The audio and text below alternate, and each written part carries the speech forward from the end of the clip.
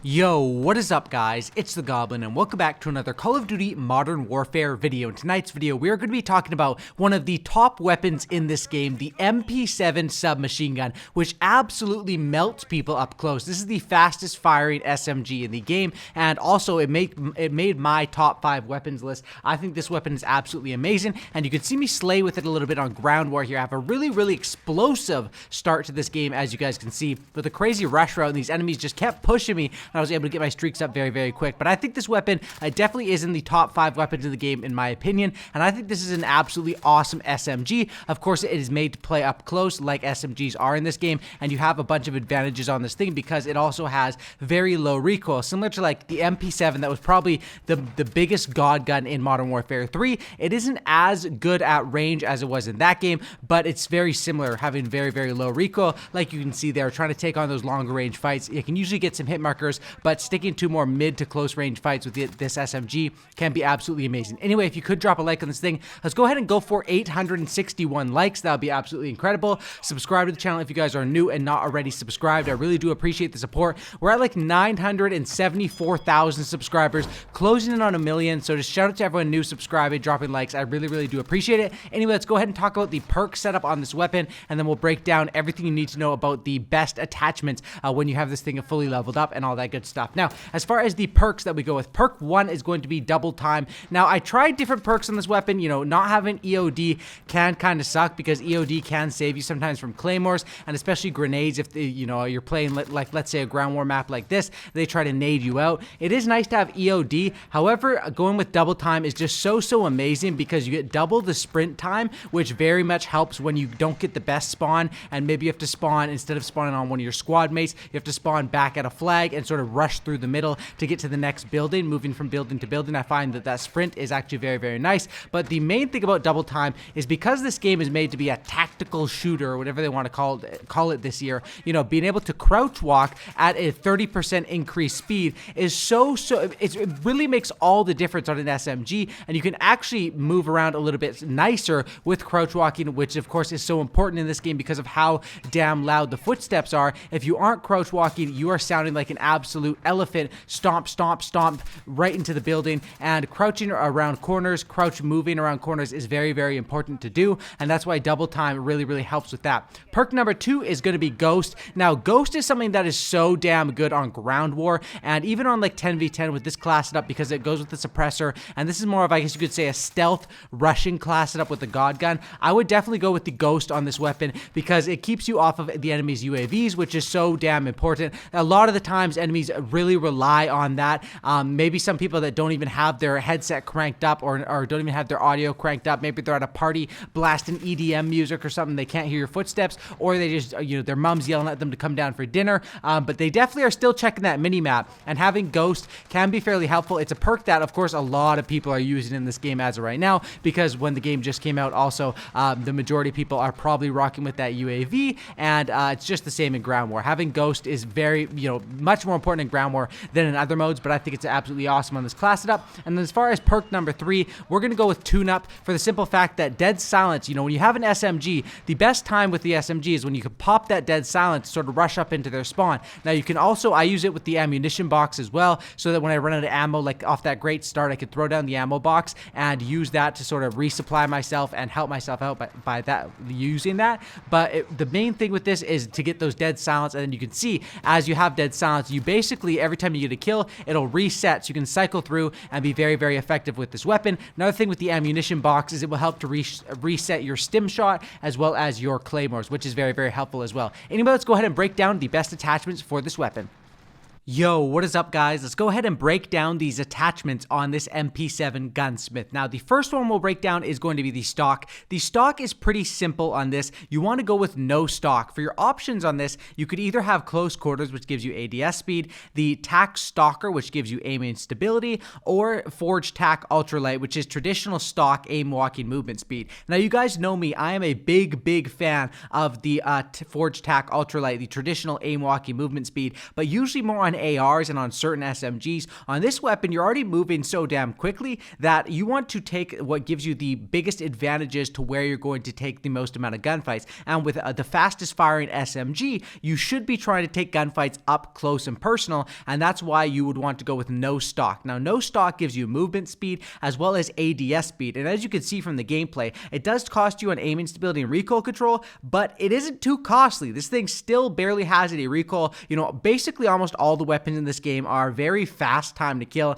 and very easy to handle, and even though it seems like it's going to be tough giving up your recoil control and aiming stability, it really is sort of nonchalant, especially if you're keeping those gunfights to an up close to medium range. Movement speed and ADS speed, however, do make a world of difference, and this is why if you are going to use an SMG in a game where, you know, ARs melt so damn quick, you need to take the advantages that you can get, and usually it is that with ARs, if you want good attachments, you're going to be slowing yourself down. With SMGs, you're usually going to have to give up some sort of accuracy stuff like aiming stability and recoil control, but you're going to get stuff to speed yourself up, and if you're keeping those gunfights up close and personal, it is 100% worth the trade. No stock is the way to go when it comes with the stock. It's weird because it's called no stock, but it is an attachment under stock. A little bit confusing there. It's the last one unlocked, but absolutely awesome. As you are leveling up this MP7, because I know obviously not everyone will hit this max level to get this or on the last unlock for the stock, I would just use the traditional aim walking movement speed and then possibly upgrade it to close quarters if you would like. I mean, both these cost you aiming stability,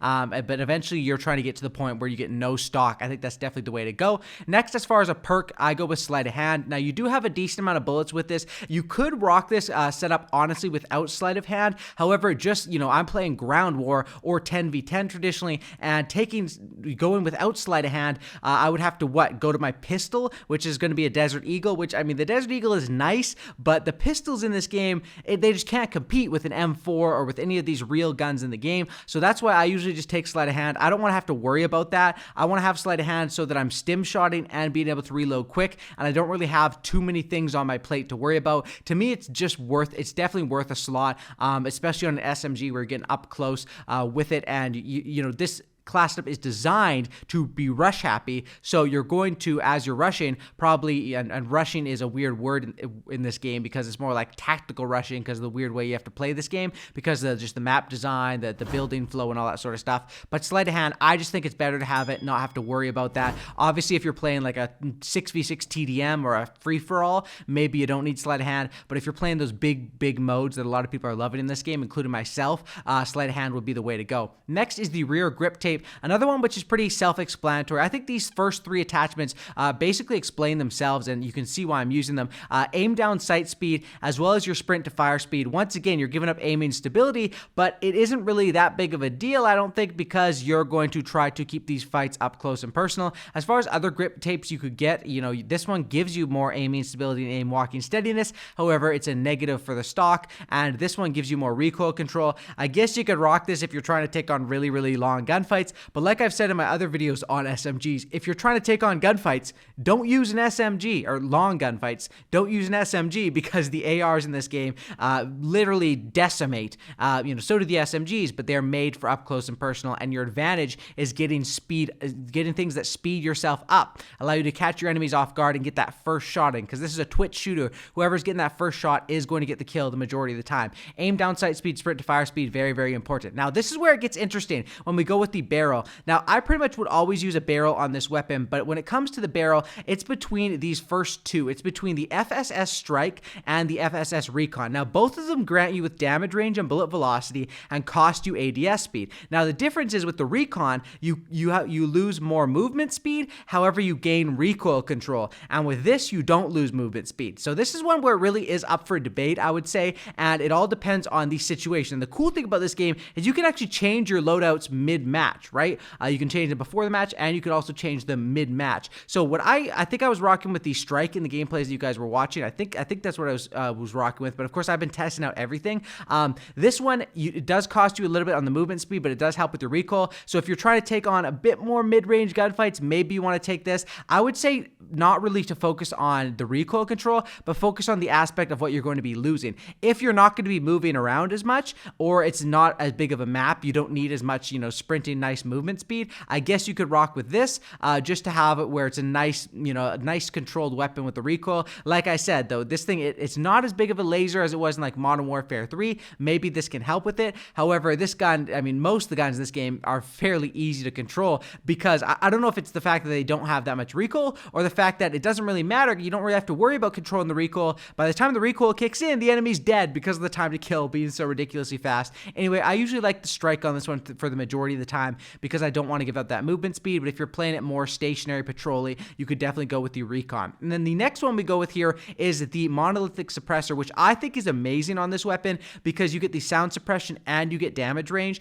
And damage range, you might say, well, why do you need damage range if you're trying to take on close range gunfights? But damage range actually helps. It kicks in quite early on SMGs in comparison to your longer range weapon categories, and you do have to give up ADS speed on this, which is definitely does suck. However, you do have other things increasing your ADS speed on this weapon, which sort of make up for it. And aim walking steadiness. Aim walking steadiness is honestly one that it does actually hurt you a little bit because if you're aiming, you're trying to strafe around corners, the weapon is sort of moving around a little bit. I don't think it really costs you. I mean, if you think about it, it probably shouldn't even cost you one gunfight per game. So I think it's an easy trade-off decision, at least in a public match, to go with the monolithic suppressor. However, the other thing you could go with here is if you want this setup to be, because this is for fast firing and getting up close and personal with the enemy, if you want a setup that's made more for straight up close range, no damage range, no sound suppression, then you can swap out the monolithic suppressor and actually head over to the laser and rock with the tac laser, which exposes your position when it is active when you're aiming down the sights.